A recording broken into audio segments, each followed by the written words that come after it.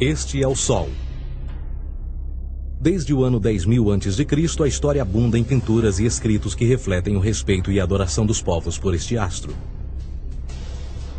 E é simples entender o porquê, com seu aparecimento todas as manhãs, trazendo visão, calor e segurança, salvando-os do frio e da escuridão da noite repleta de predadores. Sem ele, todas as culturas perceberam que não haveriam colheitas nem vida no planeta.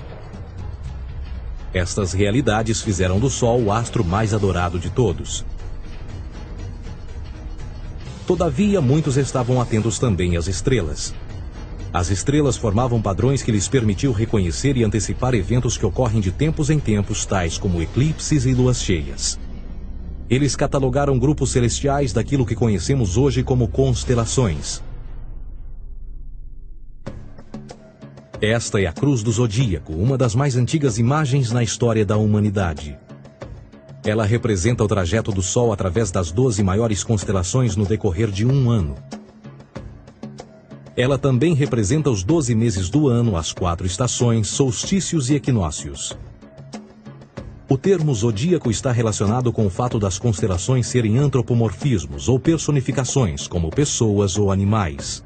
Por outras palavras, as primeiras civilizações não só seguiam o Sol e as estrelas, como também as personificavam através de mitos que envolviam seus movimentos e relações. O Sol, com seu poder de dar vida e de salvar, também foram personificados como se representasse um criador ou um deus. Deus Sol, a luz do mundo, o salvador da humanidade. Igualmente, as 12 constelações representaram lugares de viagem para o Deus Sol e foram nomeados por elementos da natureza que aconteciam nesses períodos de tempo.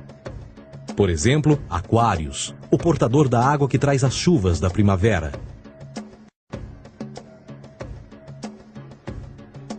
Este é Horus. Ele é o Deus Sol do Egito de 3.000 a.C. Ele é o Sol antropomorfizado e a sua vida é uma série de mitos alegóricos que envolvem o movimento do Sol no céu. Dos antigos hieróglifos egípcios conheceu-se muito sobre esse Messias solar. Por exemplo, Horus, sendo o Sol, tinha como inimigo o Deus Sete, que era a personificação das trevas ou da noite. E metaforicamente falando, todas as manhãs Horus ganhava a batalha contra Sete. E no fim da tarde, Sete conquistava Horus e o enviava para o mundo das trevas. Será importante frisar que trevas versus luz ou bem versus mal tem sido uma dualidade mitológica onipresente que ainda hoje é usada em muitos níveis. No geral, a história de Horus é a seguinte. Horus nasceu em 25 de dezembro da Virgem Isis Mary. O seu nascimento foi acompanhado por uma estrela no oeste, que por sua vez foi seguida por 3 reis em busca do Salvador recém-nascido. Aos 12 anos era uma criança prodígio nos ensinamentos, e aos 30 anos ele foi batizado por uma figura conhecida por Anup, e assim começou o seu ministério. Horus teve 12 discípulos e viajou com eles, fazendo milagres tais como curar os enfermos e andar sobre as águas. Horus também era conhecido por vários nomes como a Verdade, a Luz, o Filho Adorado de Deus, o Bom Pastor, Cordeiro de Deus, entre muitos outros. Depois de ter sido traído por Tifão, Horus foi crucificado, enterrado por 3 dias e então ressuscitou. Estes atributos de Horus, originais ou não, parecem influenciar várias culturas mundiais e muitos outros deuses encontrados com a mesma estrutura mitológica. Atis da Firígia nasceu da Virgem Nana em 25 de dezembro. Crucificado, foi posto na tumba e 3 dias depois ressuscitou. Krishna, da Índia, nasceu da Virgem Davaki com uma estrela no ocidente assinalando sua chegada, fez milagres juntamente com seus discípulos e após sua morte ressuscita. Dionísio da Grécia nasceu de uma virgem em 25 de dezembro. Foi um professor peregrino que praticou milagres como transformar água em vinho e é referenciado como Rei dos Reis, Filho unigênito de Deus, o início e o fim, entre muitas outras coisas, e após sua morte ressuscitou. Mitra da Pérsia nasceu de uma virgem em 25 de dezembro. Ele teve 12 discípulos e fazia milagres. E após sua morte foi enterrado por 3 dias e então ressuscitou. Ele também foi chamado de a Verdade, a Luz, entre outros. Curiosamente, o dia sagrado de adoração a Mitra era um domingo. O que importa salientar é que existiram inúmeros salvadores em diferentes períodos em diversos lugares da Terra que preenchem essas mesmas características. A pergunta que não quer calar: o porquê desses atributos? Por que o nascimento de uma virgem em 25 de dezembro? Por que a morte e a ressurreição após 3 dias? Por que os 12 discípulos ou seguidores? Para descobrirmos, vamos examinar o mais recente dos Messias solares. Jesus Cristo nasceu em 25 de dezembro em Belém. Ao nascer foi anunciado por uma estrela no ocidente que seria seguida por 3 reis magos para encontrar e adorar um novo Salvador. Tornou-se pregador aos 12 anos. Aos 30 anos foi batizado por João Batista e então iniciou seu ministério. Jesus teve 12 discípulos que viajaram com ele praticando milagres como curar doentes, andar sobre a água, ressuscitar mortos. Ele também é conhecido como Rei dos Reis, o Filho de Deus, a luz do mundo, o início e o fim, o Cordeiro de Deus, entre muitos outros. Depois de ter sido traído por seu discípulo Judas por 30 moedas de prata, ele foi crucificado, posto em uma tumba e após 3 dias ele ressuscitou e ascendeu aos céus. Em primeiro lugar, a sequência do nascimento é completamente astrológica. A estrela no ocidente é Sírius, a mais brilhante do céu noturno, que a cada 24 de dezembro se alinha com outras 3 estrelas brilhantes no cinturão de Órion. Essas 3 estrelas brilhantes são chamadas hoje, como eram na antiguidade, 3 reis, 3 Marias no Brasil e Portugal. Os 3 reis e a estrela mais brilhante, Sírius, todas apontam para o nascer do Sol em 25 de dezembro. Esta é a razão pela qual os 3 reis seguem a estrela a oeste em uma ordem que apontam ao amanhecer. O nascimento do Sol.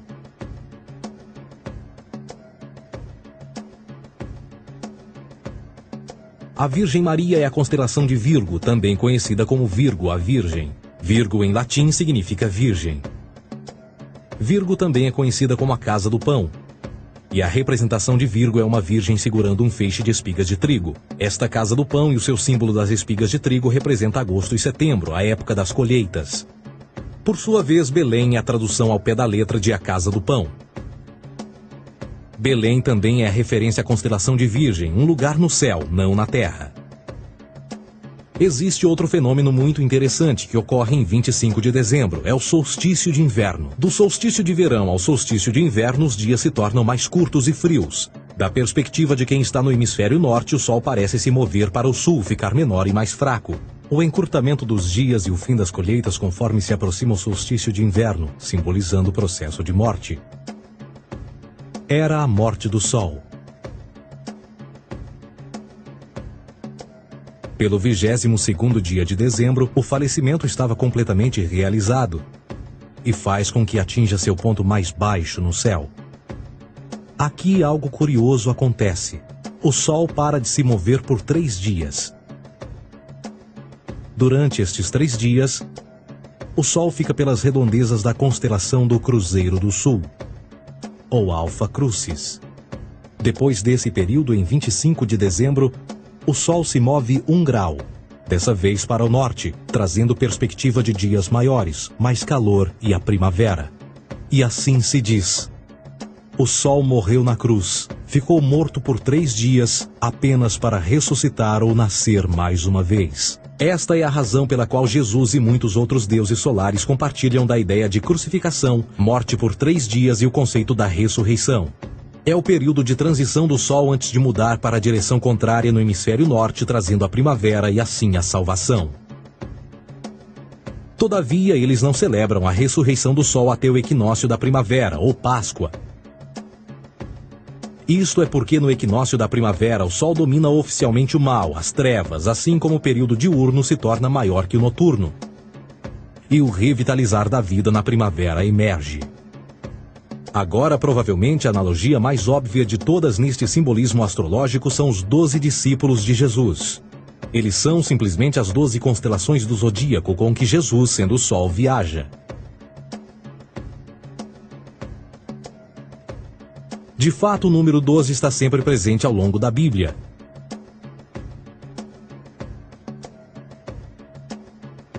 Voltando à cruz do zodíaco, o elemento figurativo da vida é o Sol.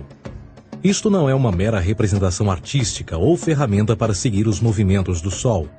Era também um símbolo espiritual pagão. Uma logografia similar a isto. Isto não é um símbolo do cristianismo. É uma adaptação pagã da cruz do zodíaco.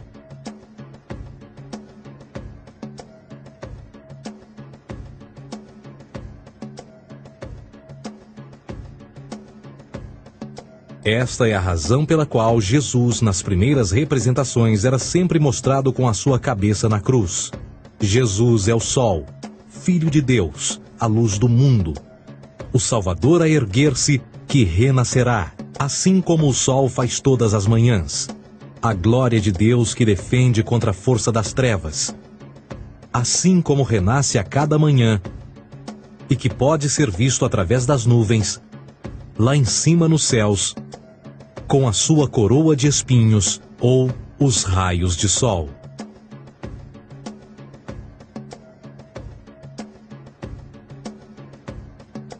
Agora, nas muitas referências astrológicas ou astronômicas na Bíblia, uma das mais importantes tem a ver com o conceito de eras. Através das Escrituras há inúmeras referências a essa era. Para compreender isto, precisamos primeiro estar familiarizados com o fenômeno da precessão dos equinócios. Os antigos egípcios, assim como outras culturas antes deles, reconheceram que aproximadamente de 2150 em 2150 anos, o nascer do Sol durante o equinócio de primavera ocorria num diferente signo do zodíaco. Isto tem a ver com a lenta oscilação angular que a Terra tem quando roda sobre o seu eixo. É chamado de precessão porque as constelações vão para trás, em vez de permanecerem no seu ciclo anual normal. O tempo que demora cada precessão através dos 12 signos é de 25.765 anos. Este ciclo completo é chamado também de Grande Ano, e algumas civilizações ancestrais sabiam disso. Referiam-se a cada ciclo 2150 anos como Era. De 4.300 a.C. a 2150 a.C. foi a Era de Touro. De 2150 a.C. a 1 d.C. foi a Era de Áries. E de 1 d.C. a 2150 d.C. é a Era de Peixes, a era que permanecemos nos dias de hoje. E por volta de 2150 entraremos na nova era, a Era de Aquários. Agora, a Bíblia refere-se por alto ao movimento simbólico durante 3 eras, quando se vislumbra já é uma quarta. No Velho Testamento, quando Moisés desce o Monte Sinai com os 10 mandamentos, ele está perturbado ao ver sua gente adorar um bezerro dourado. De fato, ele até partiu as pedras dos 10 mandamentos e disse a todos para se matarem uns aos outros para purgarem o mal. A maior parte dos estudiosos da Bíblia atribuem esta ira de Moisés ao fato de os israelitas estarem adorando a um falso ídolo, ou algo semelhante. A realidade é que o bezerro dourado é o Taurus, touro. E Moisés representa a nova era de Áries. Esta é a razão pela qual os judeus ainda hoje assopram com o chifre do carneiro. Moisés representa a nova era de Áries. E perante esta, todos têm de largar a velha. Outras divindades, tais como Mitra, marcam essa transição também. Um deus pré-cristão que mata o touro, na mesma linha simbólica. Agora Jesus é a figura portadora da era seguinte à de Áries, a era de Peixes. O simbolismo de peixes é abundante no Novo Testamento, assim como Jesus alimenta 5.000 pessoas com pão e 2 peixes. No início do seu ministério, enquanto caminhava ao longo da Galileia, conhece 2 pescadores que o seguem. Agora reflita se voltar a ver um adesivo em formato de peixe escrito Jesus na traseira dos carros. Poucos sabem o que aquilo no fundo representa. É um simbolismo astrológico pagão para o reinado do Sol durante a Era de Peixes.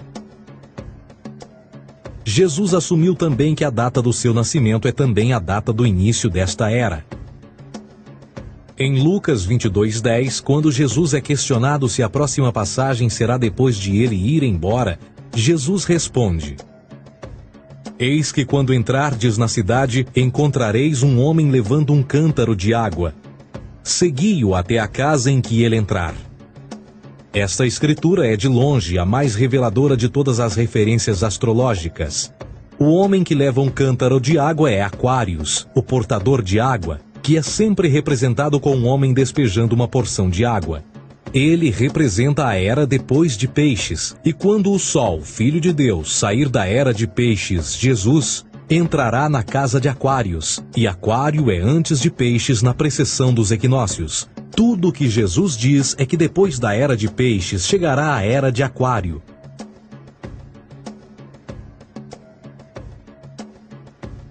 Agora todos já ouvimos falar sobre o fim do mundo. Deixando à parte o lado cartunista no livro de Apocalipse, a espinha dorsal nesta ideia surge em Mateus 28:20, onde Jesus diz: Eu estarei convosco até o fim do mundo, dos séculos em português. Contudo, na tradução inglesa da Bíblia, a palavra mundo está mal traduzida. A palavra realmente usada era aion, que significa era. Eu estarei convosco até o fim da era, o que no fundo é verdade. Jesus, como personificação solar de peixes, irá acabar quando o Sol entrar na era de Aquário. Este conceito de fim dos tempos e do fim do mundo é uma má interpretação desta alegoria astrológica. Vamos dizer que aproximadamente 100 milhões de brasileiros acreditam que o fim do mundo está próximo. Além disso, o personagem de Jesus, literalmente e astrologicamente um híbrido, só demonstra o quão plágio do deus Sol Horus do Egito, Jesus é. Por exemplo, inscrito há 3.500 anos atrás, nas paredes do templo de Luxor, no Egito, estão imagens da Enunciação, da Imaculada Concepção, do nascimento e da adoração a Horus. As imagens começam com o anúncio à Virgem Ísis de que ela irá gerar Horus, que Nefe, o Espírito Santo, irá engravidar a Virgem, e depois o parto e a adoração, e que é não mais do que o milagre da concepção de Jesus. Na verdade, as semelhanças entre Horus e Jesus são flagrantes.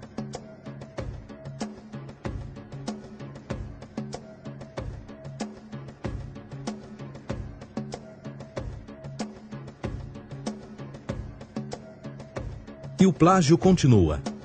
A história de Noé e da sua arca é tirada diretamente das tradições. O conceito de dilúvio é presente em todas as antigas civilizações, em mais de 200 diferentes citações em diferentes períodos e tempos. Contudo, não será preciso ir muito além da fonte pré-cristã para encontrar a epopeia de Gilgamesh, escrita em 2600 a.C.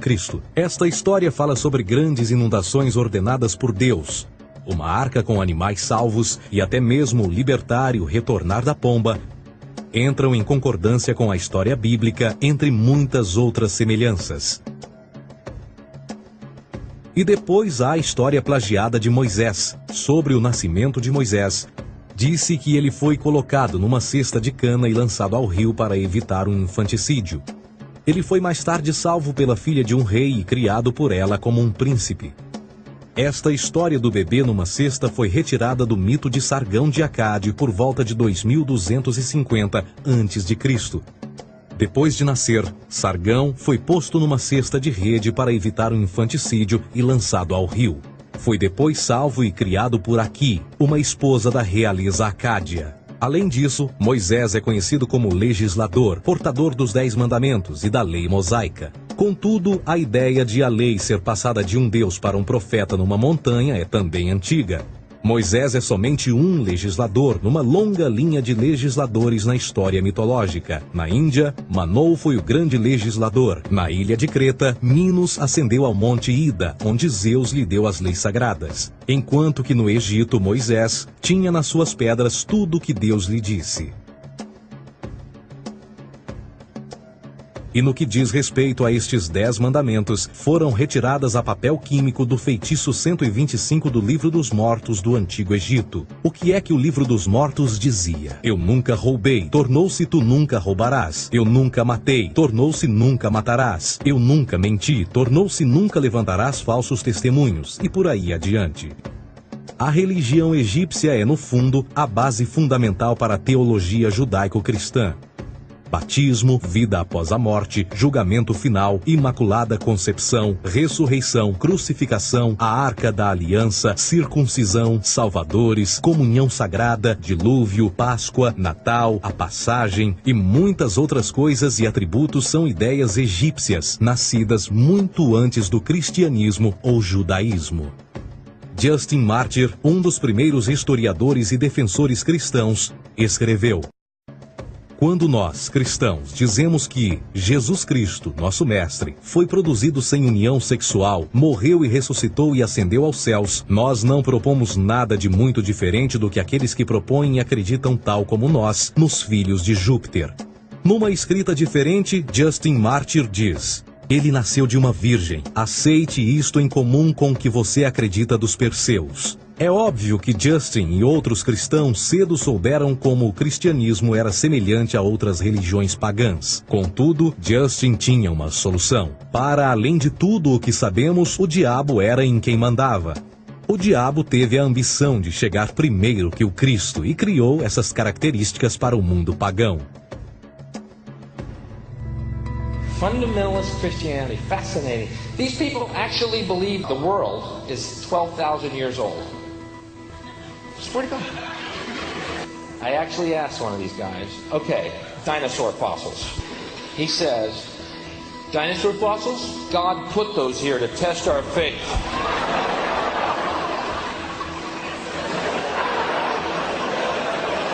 I think God put you here to test my faith, dude.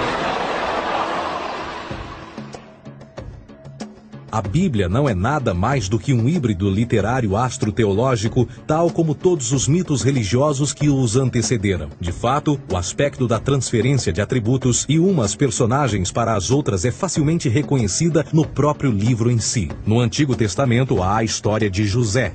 José era um protótipo de Jesus. José nasceu de um milagre, Jesus nasceu de um milagre. José tinha 12 irmãos, Jesus tinha 12 discípulos. José foi vendido por 20 pratas, Jesus foi vendido por 30 pratas. Irmão Judá sugere a venda de José. O discípulo Judas sugere a venda de Jesus. José começa os seus trabalhos aos 30, Jesus começa aos 30 também. Os paralelismos continuam. Além disso, haverá algum registro não bíblico da existência de mais alguém chamado Jesus, filho de Maria, que viajou com 12 seguidores e curou pessoas? Existiram muitos historiadores que viveram no Mediterrâneo durante esse mesmo período e até mesmo após a presumível morte de Jesus. Quantos desses historiadores fizeram relatos sobre a sua figura? Nenhum. Porém, para sermos justos, não significa que os defensores da existência de Jesus nunca tenham reclamado o contrário. São particularmente 4 referidos como pioneiros sobre a teoria da existência de Jesus: Plínio o Jovem, Suetônio e Tácito. Cada uma das suas máximas consiste apenas em algumas frases em que, na melhor das hipóteses, se refere a Christus ou Cristo, e que na realidade não é um nome, mas sim uma titulação. A 4ª fonte é Joséfo, cujos documentos ficou provado terem sido falsificados séculos atrás e, para infortúnio da humanidade, por muitos ainda visto como verdadeiros. Poderá alguém ter se aproveitado das ideias renascer dos mortos, a ascensão ao reino dos céus e a prática de milagres e que a partir daí tenha começado a surgir nos registros históricos? Não, porque uma vez pesadas as evidências, há grandes probabilidades da figura conhecida como Jesus nunca sequer ter existido.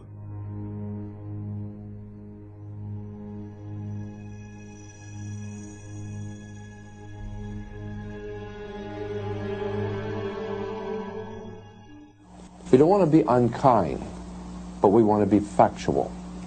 We don't want to cause hurt feelings, but we want to be academically correct in what we understand and know to be true. Christianity just is not based on truth. We find that Christianity was in fact nothing more than a Roman story, developed politically. A realidade consiste em que Jesus foi a divindade solar do setor gnosticista cristão e, tal como outros deuses pagãos, era uma figura mítica. Foi sempre o poder político que procurou monopolizar a figura de Jesus para controle social. Por volta de 325 d.C., em Roma, o imperador Constantino reuniu o Concílio Ecumênico de Niceia e foi durante esta reunião que as doutrinas políticas com motivação cristã foram estabelecidas e assim começou uma longa história de derramamento de sangue e fraude espiritual. E nos 1600 anos que se seguiram, o Vaticano dominou politicamente e com mão de ferro toda a Europa, conduzindo-a a um período de obscurantismo, onde o conhecimento era apenas um privilégio da Igreja, as Cruzadas e a Santa Inquisição. O cristianismo, bem como todas as crenças teístas, são a fraude desta era. Serviu para afastar os seres humanos do seu meio natural e da mesma maneira uns dos outros. Sustenta a submissão cega do ser humano à autoridade. Reduz a responsabilidade humana sob a premissa de que Deus controla tudo e que, por sua vez, os crimes mais terríveis podem ser justificados em nome da perseguição divina.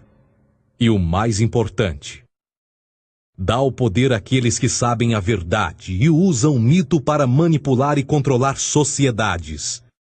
O mito religioso é o mais poderoso dispositivo já criado e serve como base psicológica para que outros mitos floresçam ou justifiquem.